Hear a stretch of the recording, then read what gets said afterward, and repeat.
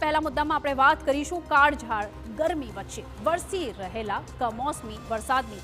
March બાદ હવે એપ્રિલમાં પણ માવઠાએ કેવી મોકાણ સર્જી તેની વાત માંડીશું અને સાથે જ કેરી પકવતા ખેડૂતો માટે વાતાવરણ કેવી રીતે બન્યું છે વેરી તે પણ જોઈશું।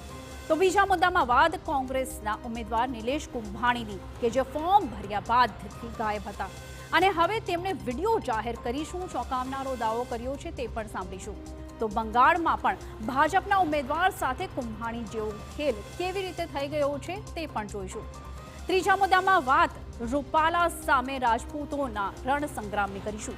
પાટીલે દક્ષિણ ગુજરાતના ક્ષત્રિયો ભાજપ સાથે હોવાનો દાવો કર્યાના 24 કલાક પણ નથી થયા અને ત્યારે દક્ષિણ ગુજરાતમાં રૂપાલા વિરુદ્ધ સંમેલન યોજવાની જાહેરાત કરી ક્ષત્રિયોએ ભાજપની ચિંતા કેવી રીતે વધારી છે તે પણ જોઈશું।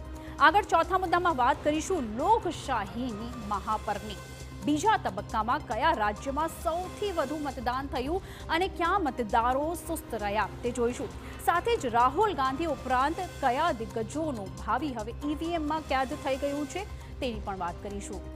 આગળ પાંચમા મુદ્દામાં જોઈશું ગુજરાતમાં ઉમેદવારોના અનોખા પ્રચારના વિવિધ રંગ।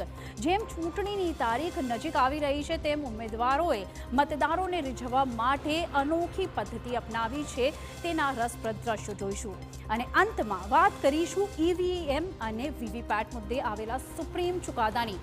બેલેટ પેપરથી ચૂંટણી કરાવવાની માંગણી કરનારા ઉમેદવારોને મોટો ઝટકો લાગ્યો છે। ઈવીએમ સામે સવાલો ઉઠાવનારાઓને સુપ્રીમ કોર્ટે શું સલાહ